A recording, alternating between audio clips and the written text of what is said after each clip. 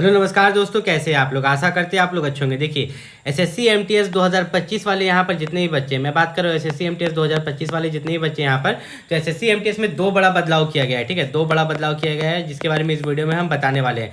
तो सबसे पहला बदलाव हम आपको बता देते हैं कि एसएससी एमटीएस में सबसे पहला बदलाव जो किया गया है SC ST OBC EWS category को लेकर यहाँ पर किया गया है। और ये बदलाव किया गया है कि आपका जो एसएससी एमटीएस में, ठीक है, एसएससी एमटीएस में फॉर्म अप्लाई करने का जो आपका लास्ट डेट था, ठीक है, फॉर्म अप्लाई करने का जो लास्ट डेट था जिसको क्रूशियल डेट बोलते हैं, उससे पहले जो है आपके पास जो है सेंट्रल लेवल कास्ट सर्टिफिकेट बना हुआ होना चाहिए था। किनके पास? OBC SC ST और EWS, इन सभी के पास सेंट्रल लेवल कास्ट सर्टिफिकेट बना हुआ होना चाहिए था। अब सेंट्रल लेवल क्या होता है? देखिए कास्ट सर्टिफिकेट दो तरह के होते हैं, एक आपका होता है स्टेट वाला और एक आपका होता है सेंट्रल वाला। लेकिन स्टेट वाला नहीं चाहिए, यहाँ पर एसएससी एमटीएस में आपको सेंट्रल लेवल का कास्ट सर्टिफिकेट चाहिए। और साथ ही साथ मैं बता दूं कि कास्ट सर्टिफिकेट जो आप बनाते हो तो उसमें जो है आपका ज़मीन का कागज़ भी लगता है। ठीक है, ज़मीन का जो कागज़ का रसीद होता है, रजिस्ट्री ज़मीन का, वो भी लगता है। अब बहुत सारे स्टेट्स में ऐसा होता है कि आपके पास खतियान होना ही चाहिए, मतलब आपके पापा के पापा का ज़मीन, मतलब वो उसका कुछ ना कुछ प्रमाण आपके पास होना चाहिए, तब जाके अगर आपका कास्ट सर्टिफिकेट बनता है तो वो वैलिड रहता है। इसके बारे में इस वीडियो में हम डिटेल में बताएंगे। और साथ ही साथ आपको एसएससी एमटीएस में दूसरा जो बदलाव हुआ है वो है एग्जाम डेट को लेके, जो कि इसी वीडियो में हम बात करने वाले हैं। और यहाँ पर जो है एसएससी एमटीएस का हम लोग सेफ स्कोर भी डिस्कस करेंगे। लेकिन उससे पहले मैं आपको बता देता हूँ, एसएससी एमटीएस के लिए अगर आप तैयारी करें तो सबसे बेस्ट बुक है अरिहंत पब्लिकेशन का। एसएससी एमटीएस में जीके में 75 मार्क्स आपको लाना है, तो मैं आपके लिए सिर्फ जीके के लिए यहाँ पर 6 बुक लेके आ गया हूँ। लेकिन 6 बुक को देख के आपको लग रहा होगा कि बहुत महंगा बुक होगा, नहीं। यहाँ पर आप बुक खरीदते हैं 500, 600, 700 रुपये में, ये बुक जो है मात्र 99 रुपीज़ का है। आप इसको देख सकते हैं, मात्र 99 रुपीज़ का ये बुक है, 99 रुपया का ये बुक है। और ये जो 6 बुक का सेट है ये एसएससी एमटीएस का जीके के लिए रामबाण है। इसके बारे में अगर हम इस बुक के बारे में अगर हम बात करें यहाँ पर, तो इस बुक में आप देखिएगा कि जैसे कि आपका स्टैटिक जीके है, तो भारत में प्रथम क्या था, ठीक है, यहाँ पर दिया गया है भारत का सबसे बड़ा, ऊंचा एवं लंबा, ठीक है। यहाँ पर भारत में प्रथम क्या था, प्रमुख व्यक्ति। तो ये जो बुक है, सबसे पहली बात ये है कि जैसे कि ये स्टैटिक जीके का बुक है, तो स्टैटिक जीके का बुक में आप देखिएगा कि इसका क्वालिटी, पहली बात बहुत अच्छा है ये अरिहंत पब्लिकेशन का। दूसरी बात ये है कि आप एग्जाम देने, जिस दिन आप एग्जाम देने जा रहे हैं, ठीक है, उस दिन भी अगर रिवाइज करके जाइएगा, उससे 10 दिन पहले भी रिवाइज करके जाइएगा, ये हैंड रिटन नोट्स है, तो आप अच्छा मार्क्स ला सकते हैं। देख सकते हैं कि मतलब एग्जाम देने से 5 दिन पहले भी अगर आप इसको रिवाइज कर लीजिए तो आप यहाँ पर जीके में बहुत अच्छा मार्क्स ला सकते हैं। ये है तो स्टैटिक जीके का बुक। उसके बाद ये आपका हो गया भूगोल का बुक। इसका प्राइस कितना होगा आप देखिएगा तो 135, ज़्यादा महंगा नहीं है। अगर यहाँ पर बात करें तो ये 145। इतिहास का आप देखिएगा तो इतिहास का जो बुक है ये आपका 135। और यहाँ पर जो आपका 95 रुपीज़ का है आपका कौन सा, राज्य व्यवस्था, ठीक है।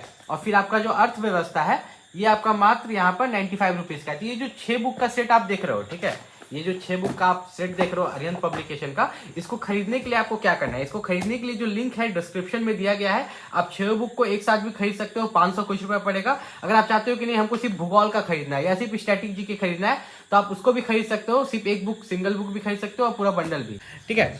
यहाँ पर अगर हम बात करें सबसे पहले तो आप देखिएगा, यहाँ पर हम क्लियर कर लेते हैं आपका एसएससी एमटीएस के बारे में ही। तो देखिए एसएससी एमटीएस में क्या होता है ना कि आपका जो कास्ट सर्टिफिकेट चाहिए, इसमें 2 चीज़ दिया गया है। कास्ट सर्टिफिकेट का मतलब होता है यहाँ पर जाति प्रमाण पत्र। क्या होता है? जाति प्रमाण पत्र, जो SC ST OBC कैंडिडेट को लगता है। और ये जो है सबसे पहली बात आपका सेंट्रल लेवल वाला होना चाहिए, ठीक है, स्टेट वाला नहीं होना चाहिए। दूसरी बात, ठीक है, ये पहली बात हो गई। दूसरी बात हो गया कि ये जो है क्रूशियल डेट से पहले, ठीक है, एसएससी एमटीएस का जो क्रूशियल डेट था, फॉर्म अप्लाई का लास्ट डेट था, लास्ट डेट का पहले का यहाँ पर बना हुआ होना चाहिए, ठीक।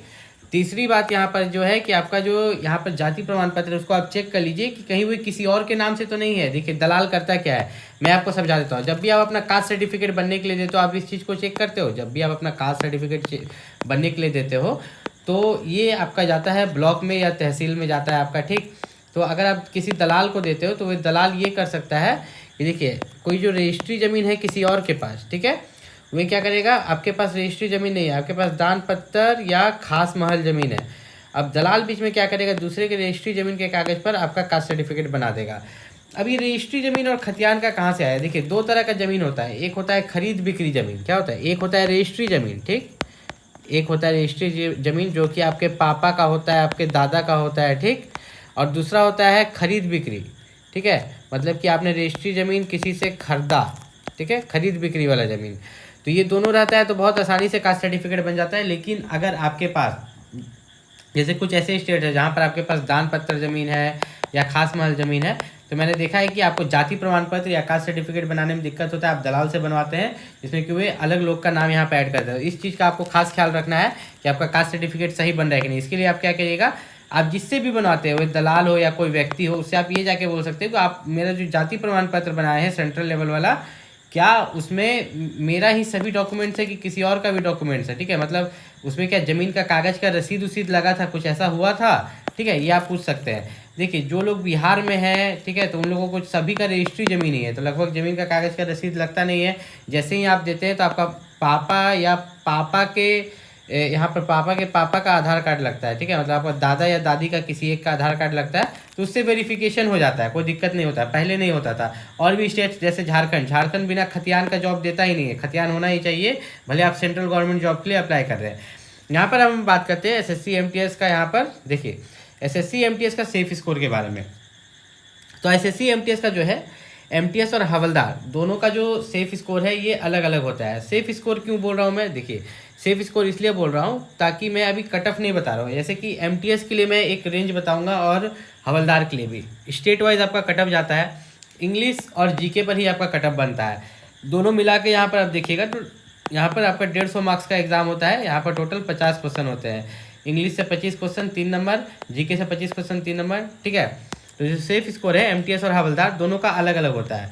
मेनली अगर हम बात करें तो आपका जो MTS का सेफ स्कोर होता है 150 में से, टोटल 150 है, कितना टोटल आपका 150 है, तो 150 में से जो MTS का सेफ स्कोर होता है वो 126 से लेके, ठीक है, 126 से लेके 140, मतलब कि आपको 126 से 140 के बीच में है तो किसी न किसी स्टेट में आपको यहाँ पर सिलेक्ट कर लिया जाएगा। जैसे कि बिहार का, झारखंड का, असम, उड़ीसा, हर स्टेट का अलग अलग कट ऑफ जाता है और आप पोस्ट प्रेफरेंस भरते हो। हवलदार की बात करें तो हवलदार के लिए आप 110 से लेके, ठीक है, 110 से लेके यहाँ पर अगर आप 140 के बीच में ला रहे हो तो आप सिलेक्शन ले सकते हो। अब इसमें अंतर क्या देखोगे कि MTS का 126 और हवलदार का 110, ध्यान से समझना। अगर आप MTS के लिए अप्लाई कर रहे हो SSC MTS में और हवलदार के लिए, एक और डाउट आपका क्लियर करेंगे, सबसे पहले सेफ स्कोर बता देते हैं।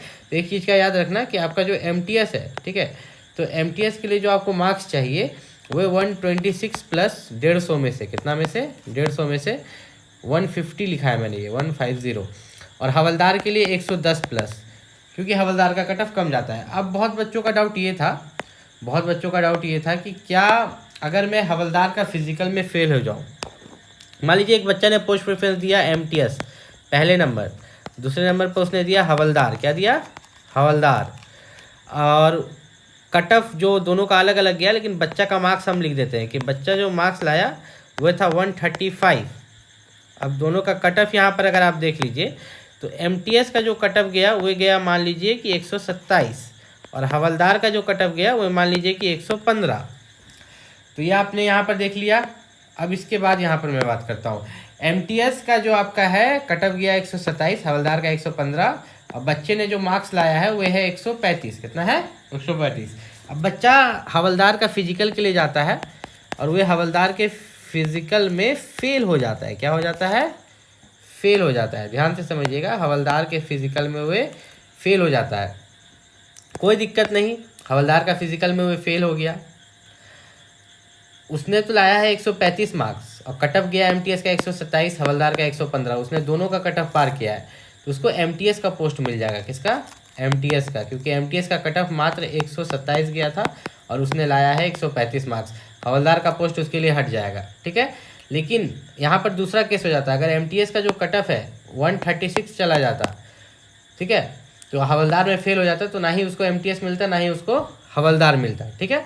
SSC MTS का जो एग्ज़ाम डेट है उसके बारे में भी बात कर लेते हैं आपका। देखिए मेनली जो है आपका SSC MTS का एग्ज़ाम, तो एग्ज़ाम चेंज होगा कि नहीं, EDQT जो एग्ज़ाम लेने वाली संस्था है वही लेगी या TCS लेगी। तो मैं एक चीज़ को बता दूं कि अभी के सिनेरियो के हिसाब से, जैसे कि SSC के चेयरमैन ने बोला है TCS नहीं लेगी, उनका कहना है कि EDQT लेगी, लेकिन EDQT को 2 से 3 महीना का समय चाहिए।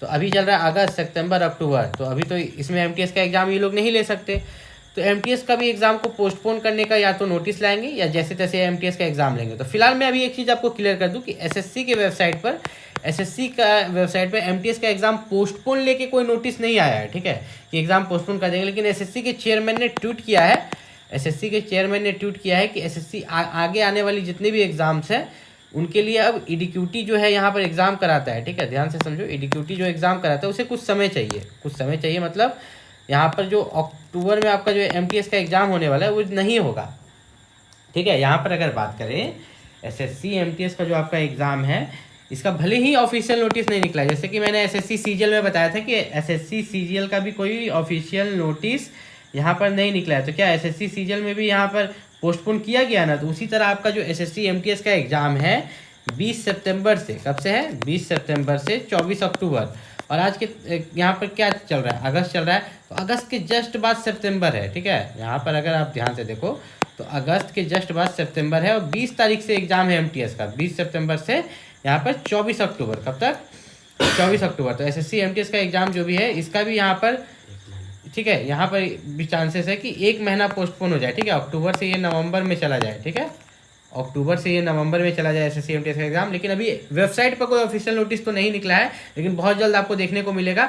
आप अपनी तैयारी करते रहिए, और यहाँ पर मैंने डिस्क्रिप्शन में नीचे जो लिंक दिया है ना आर्यन पब्लिकेशन का बुक का, तो उसके लिए मैं एक चीज़ बता देता हूँ कि वो बंडल मिलता है, ठीक है, वो आपको बंडल मिलता है 500 कुछ रुपए में, ठीक है, 500 कुछ रुपए, 550 हो सकता है, 585 हो सकता है, अगर आपको सिंगल खरीदना है, ठीक है, तो नीचे जो मैंने लिंक दिया है उससे जाके आप सिंगल भी खरीद सकते हैं। वीडियो के डिस्क्रिप्शन में नीचे जो लिंक है उससे आप सिंगल भी खरीद सकते हैं, लेकिन कोशिश कीजिएगा कि 6 बुक एक साथ खरीदेगा कि आपका एसएससी एमटीएस का एग्ज़ाम बहुत अच्छे से निकल जाए। मिलते हैं अगले वीडियो में, तब तक के लिए नमस्कार।